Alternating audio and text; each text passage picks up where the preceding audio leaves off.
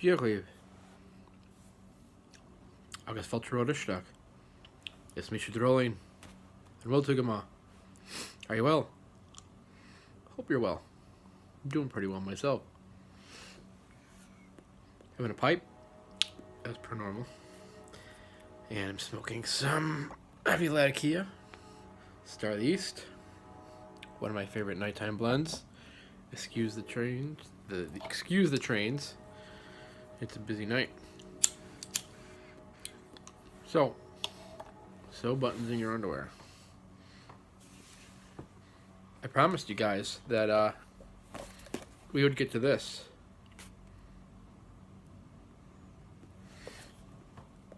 So I'm going to do my best reading to you a small section from this book on Bealtaine.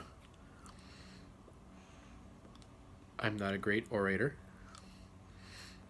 I'm probably going to make a few mistakes because, well, I do that. But the goal in sharing this is twofold. Number one, for sharing information. But number two, so that you can realize that this is a great book. Now, while this is a great book, it's not my favorite book, but it is on my top 10 reading list that I recommend to people, at least on this subject matter.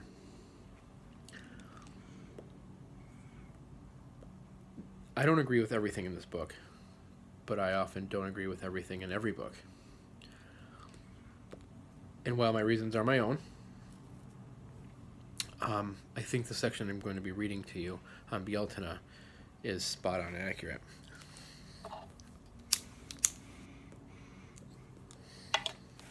So here we go. Let's get right into it. Now I hope that you can take something from this, and that after this little section, these 6 pages are over, you'll go, wow, that was amazing, and what else does this author have to say within this book? And then maybe you'll go buy it. That's the goal. Go buy this book. So here's a sneak peek. This is all about Bealtaine. I think we're on, yes, page 162 of chapter probably 18, I think it was. Yeah, chapter 18 on Bealtaine. Again, I'm going to screw up because I don't read well out loud. So, let's get on with it.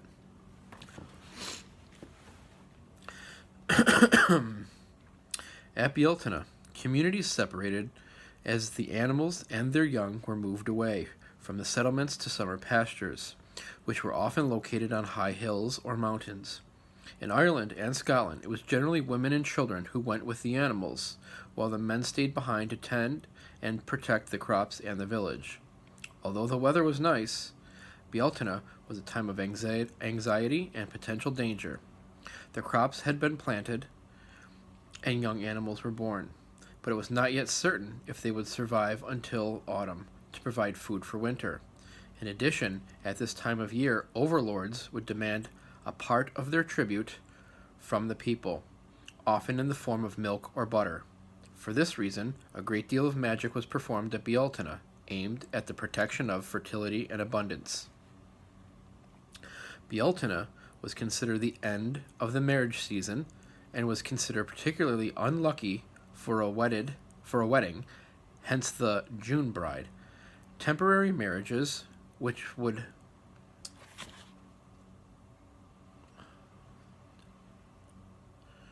be set up at any time, ended on Bealtaine, when couples would separate or divorce if they desired. Many of these marriage arrangements took place during the large assemblies held the previous year at Lunasa.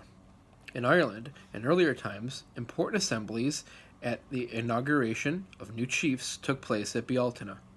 Bealtaine ceremonies in Ireland took place on the hill of Uisneach, a site traditionally regarded as the centre of Ireland. A bonfire was lit in front of a large assembly on whose behalf rituals and offerings were undertaken. A number of early Irish sources refer to pagan rituals connected with the protection of livestock at this time of year.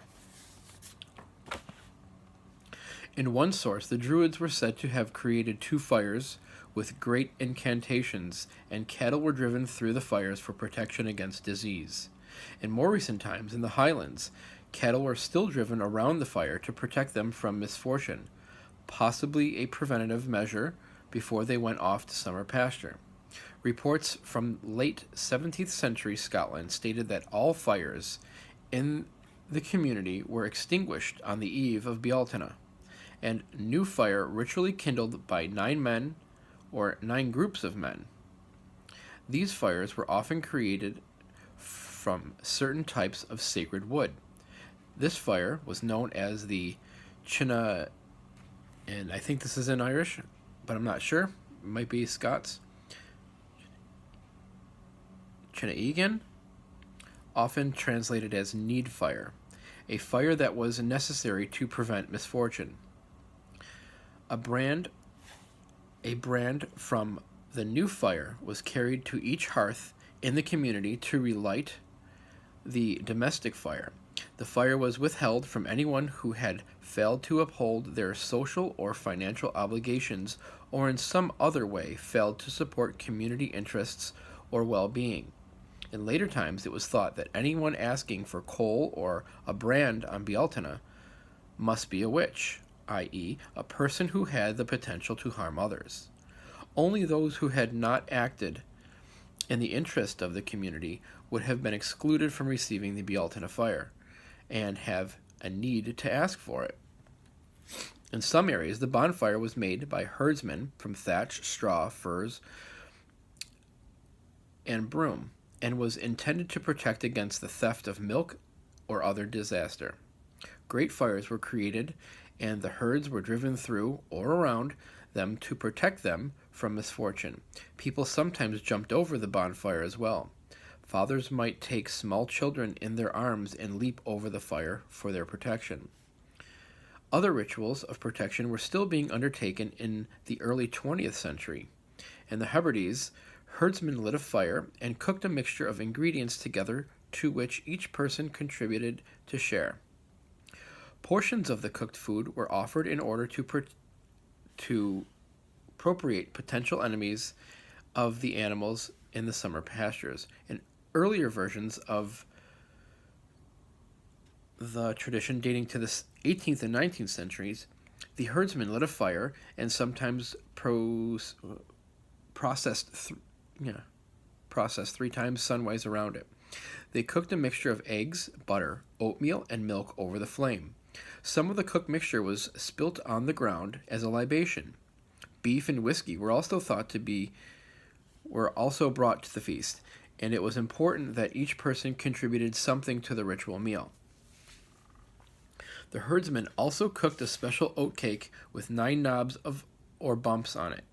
Each raised portion was dedicated to being who protected the herds and flocks, or to an animal that represented danger to the herds, like the fox, the eagle, or the hooded crow. While facing the fire, the herdsman broke off each knob in turn and flung it over his shoulder while saying, "This I give to you to preserve my flocks." In other parts of Scotland, a similar rite took place, this time performed by all the men in the village. A Bealtaine cake made from oats and eggs and scalloped around the edges was cooked over a flame. A small marking of ash was placed on the back of the cake. It was then broken up and distributed among the men. Whoever drew the piece of oat cake blackened with ash was called the Hag of Bealtaine. This was an undesirable condition, and the hag or cailleach was symbolically thrown into the fire. These ceremonies included a symbolic rescue from the flames as well. Bealtaine cakes were also made for children by their mothers. They were entirely handmade, and no metal was allowed to touch them. These cakes were marked with a sign of good fortune on one side and a symbol of misfortune on the other. The cakes were placed in a row and set on the edges, and then sent rolling down a hill 3 times as a form of divination. At Bealtaine, young women washed their faces in the May dew. Pilgrimages were made to holy wells, and protection rites were undertaken using holy water. Charm stones that were used for healing were especially potent at Bealtaine. They were dipped into the water of holy wells, and the water was sprinkled on the animals. On May Eve, rowan branches were brought from the woods and hung inside the home. A wand or a cross of rowan tied with red thread was placed over the doorway or the barn, or the stable or other buildings. A circlet of rowan, alone or with ivy and bramble, was placed underneath dairy equipment and pails. In the Highlands, young girls carried sprigs of rowan for protection. Rowan, elder, or juniper were used for protection against the fairies, witches, and undesirable spirits, and were usually hung above doors and windows. Sheep and lambs were made to pass through a hoop of rowan, and cattle were driven to summer pasture on Bealtaine morning with a wand of rowan wood. The wand was then placed above the door, where it remained until the animals returned at Samhain. In Scotland, the Bealtaine feast included oatcakes, custard, and sheep's milk cheese. The Bealtaine bannock was special oatcake washed over with a thin batter of whipped egg, milk, and cream, and sprinkled with a light dusting of fine oatmeal. It was sometimes round in shape, with a hole in the center through which the cows might be ritually milked. In other cases, they were scalloped or triangular in shape. The Bealtaine cudgel was a custard made of eggs, milk, with a little oatmeal added to it. It was cooked over the Bealtaine bonfire, and a portion of the cudgel was, cudgel? Was poured on the ground as a libation. Sheep's milk cheese was specially prepared at this time of year, and it was sliced and placed on the Bealtaine bannocks. It had to be eaten before sunset, and any that was left over was preserved until the next feast day. The traditional Bealtaine blessing was recited by the father of the family inside of the home, prior to the consumption of the meal. The prayer asked for the blessing and protection of the family, the crops, and the flocks, all their possessions. Protection was invoked from sea to sea, and every river mouth, from wave to wave, and base of waterfall, and a blessing requested for everything and everyone in the household until they saw the land of joy. The prayer ended by repeating the following phrase: "Accept our Bealtaine blessing from us. Accept our Bealtaine blessing from us." After consuming the ritual meal, people sang and danced around the fire. The fires were sometimes kept burning for 3 days, and the sun was ceremonially greeted in the morning by saying, "Good morning, show us your eye." There are accounts of these traditional festivities until about the mid-19th century. In Ireland, rents were due at Bealtaine, and hiring fairs took place. Grazing and meadowlands were also rented out this time of year. It was a sign of good husbandry if a farmer still had hay at Bealtaine, and a source of pride for his wife if she had managed food stores well and had a meal for baking bread and porridge. Ritual meal of stirabout was made from flour and milk boiled together until thick. The weather was noted on May Day as an indication of the upcoming summer weather. This included the appearance of the sky, the strength and direction of the wind, the amount of rain, and the condition of the May moon. Bonfires were lit on May Day, and these were made from wood, turf, coals, old bones, cow horns, and sometimes even tar. These fires were often held in the cities, as well as in rural areas. There was a great deal of drinking, dancing, singing, and debauchery around the Bealtaine fires.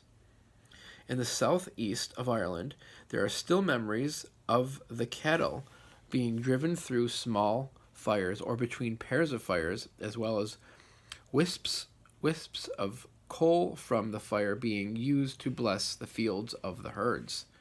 Dew was gathered during the month of May and into June, and kept throughout the year for healing purposes. On May morning, dew was collected before sunrise by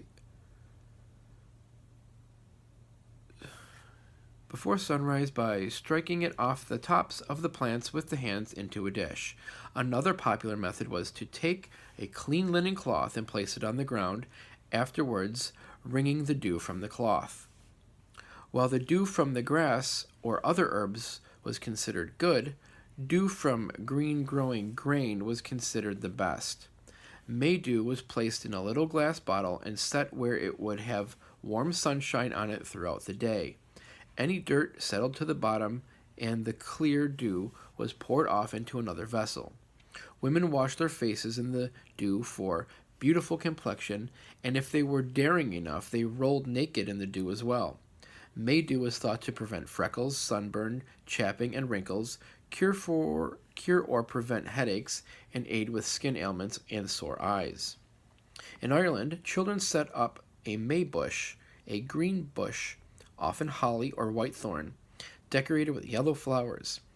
It was set by the door of the home to encourage the the abundance of milk during the summer. May bushes were also decorated with flowers, ribbons, paper streamers, bright scraps of material, decorated shells of Easter eggs that had been saved, or candles or rushlights, which were lit at dusk. It was considered bad luck to have one's May bush stolen. At Bealtaine, fresh flowers were picked and brought inside the home. These were usually yellow flowers: primroses, cowslips, buttercups, marigolds, and furze blossoms. Flowers were gathered by the children before dusk on May Eve or collected before dawn. Small bouquets were hung in the house or over the door, or laid on doorsteps or windowsills. Sometimes loose flowers were strewn on thresholds and floors, or on paths near the home.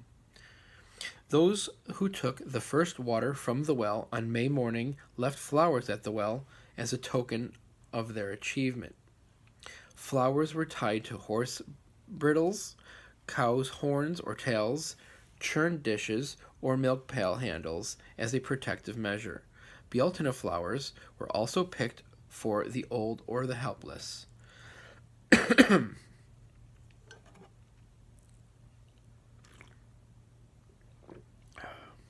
In parts of Munster, May boughs were brought in to decorate the home rather than flowers. These were small branches of recently leafed trees like holly, hazel, elder, rowan, or ash.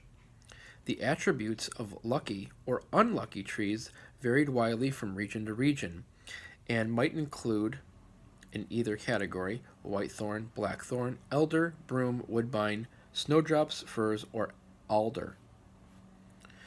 Supernatural forces were thought to be at work between sunset on May Eve and dawn on May Day. At Samhain, spirits were afoot, and were sometimes intent on stealing human children. Dairy produce was especially susceptible to the workings of magic, and many precautions were taken.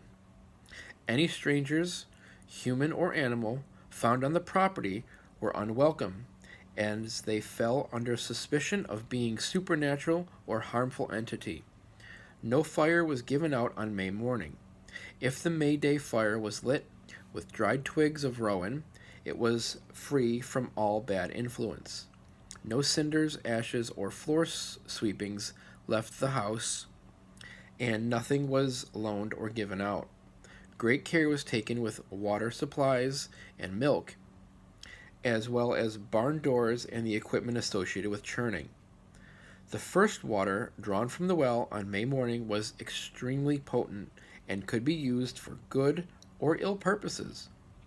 Holy water was used in ceremonies to bless the threshold, the hearth, the four corners of the house, the animals, the fields, and family members.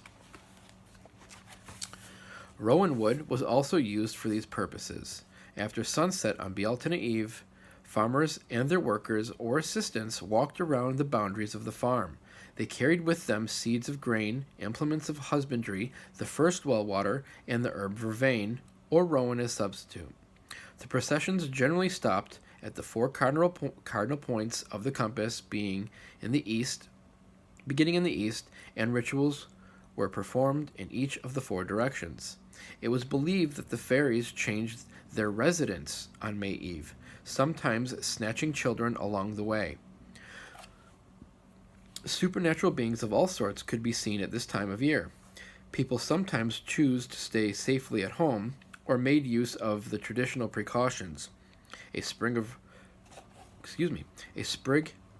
rowan, a spent cinder from the hearth, a piece of iron, or better yet, a black-handled knife, might be carried in the pocket for protection. In some areas, acts of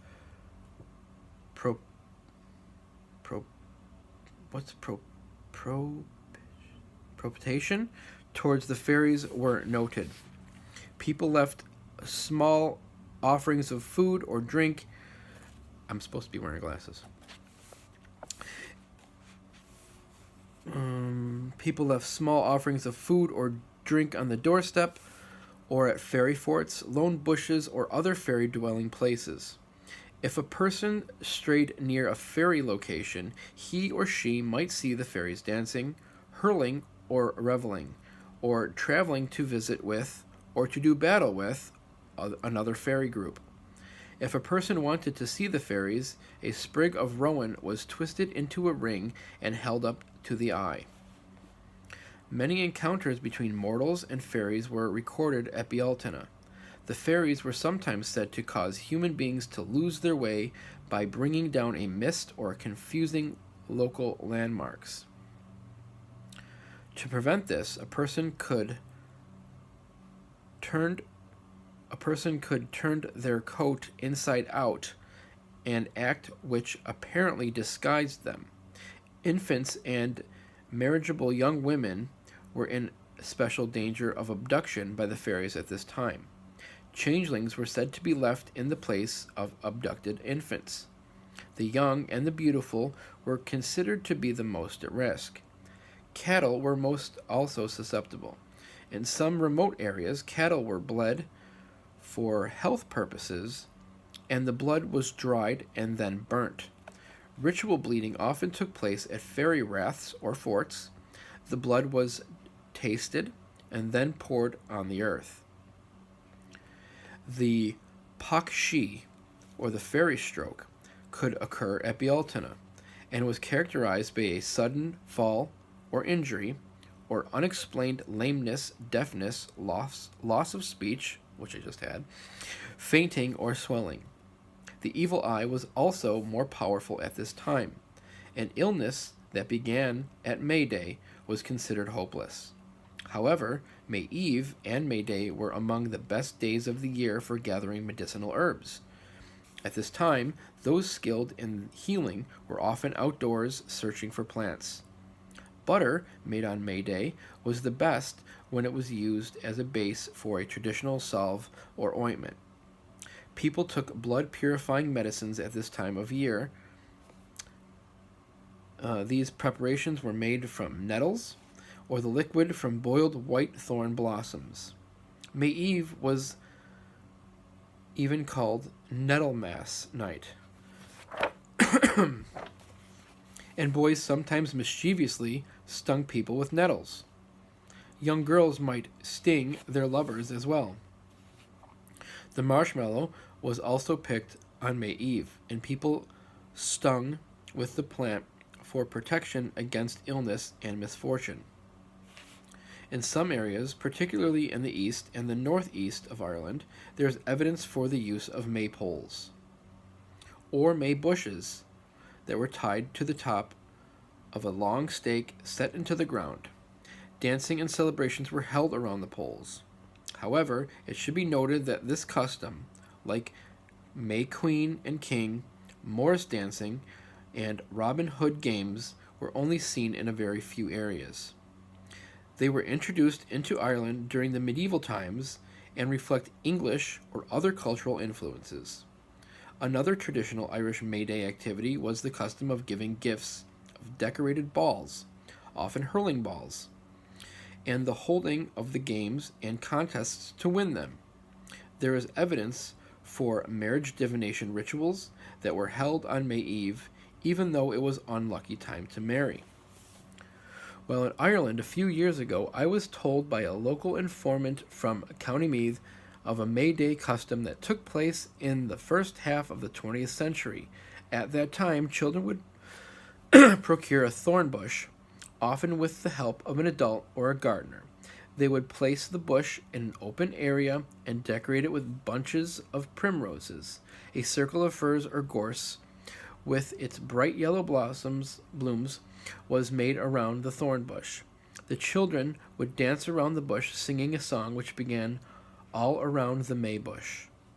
In Wales, the 1st of May was known as Calan Mai. I don't have good Welsh. The Calend of May.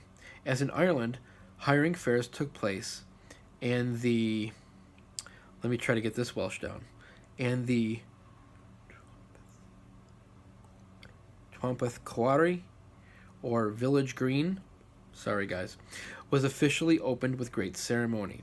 People gathered on the green for sports and dancing. Many greens were situated on the top of a hill, or on ground that was higher than which surrounded it. A small mound of earth was raised, on top of which a harper or fiddler sat to perform. Sometimes a large stone was used instead of a mound of earth. The mound was decorated with branches of oak, and people danced in a circle around the musician, the mound, and the branch. Like the two other Ysbraidendos,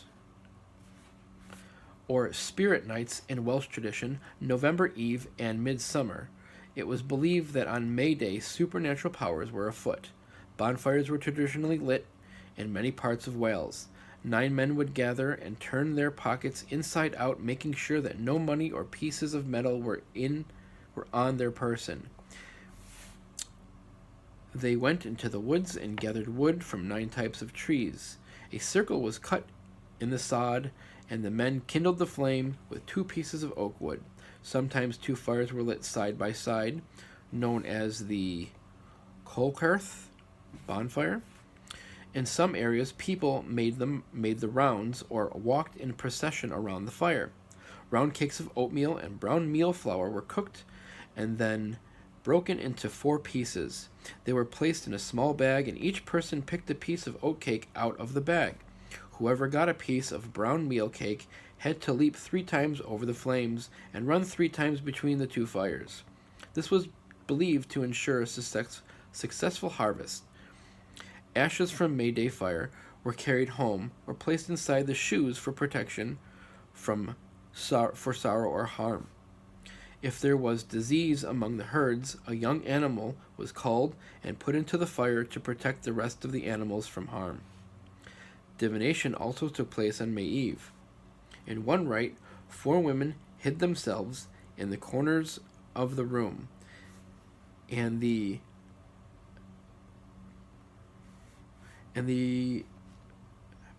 apparition of their sweethearts was said to appear in the room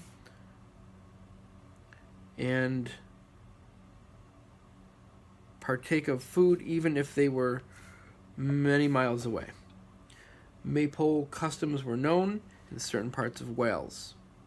In other areas, people raised the summer birch, y bedwenhaf, or summer branch, y gangenhaf. Morris dancing, or Dons y Fedwin, the dance of birch, also took place. Some of these traditions are likely to have been influenced by or imported from England. People went out on May Eve to gather boughs of white thorn in full blossom, as well as other flowers to decorate the outside of the house. Unlike Irish tradition, white thorn was considered unlucky inside the house and was only used for outdoor decoration. In other areas, white thorn trees were procured from other parishes and planted near the door of the house. In some regions of Wales, people went out early on May morning, searching the fields and meadows for May flowers. These yellow flowers were used to decorate the inside of the house, the doors, the windows, and the gate, and also strewn upon the path. Elsewhere, cowslips or other local flowers, or rowan and birch twigs, were gathered and used for decoration. May songs or carols were also sung, known as Carol and May, Carols of May, Carolihaf, Carol-ow, I'm not sure. Summer carols, Canuhaf, summer singing. They were also referred to by the term Canudan y Parad, something like that, singing under the wall. Sorry for butchering all this Welsh, guys.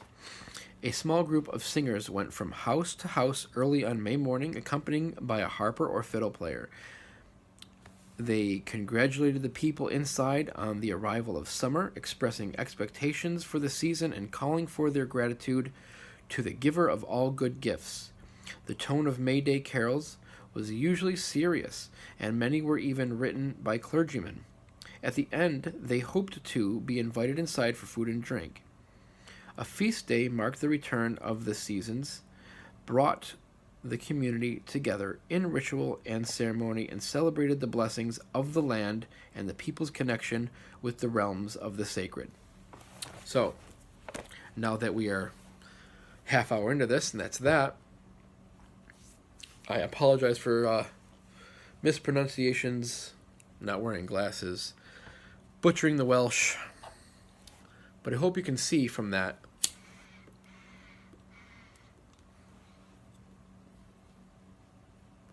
what Bealtaine is all about. That is what it was all about and what it's still all about. But it's not the first anymore. Don't forget that calendar aspect. Festival dates debated. The switch from the Julian calendar to the Gregorian calendar sets what their Bealtaine was to us to May 12th. So, you're looking at Mother's Day to celebrate a proper Bealtaine. Or, if you're going to do it locally, when the hawthorn is in bloom. Are the cattle back at pasture for summer? Those are just some things to consider. So if you missed celebrating it on the May 1st would be, it's definitely not too late. And I say, as long as you get it done sometime in the month of May, that's the important thing. So I hope you liked what was presented in this wonderful book. It's a great book. You should buy this book. You should read this book. And, yeah. I hope you guys have a good night. And I am going to go read another book that I'm not done reading.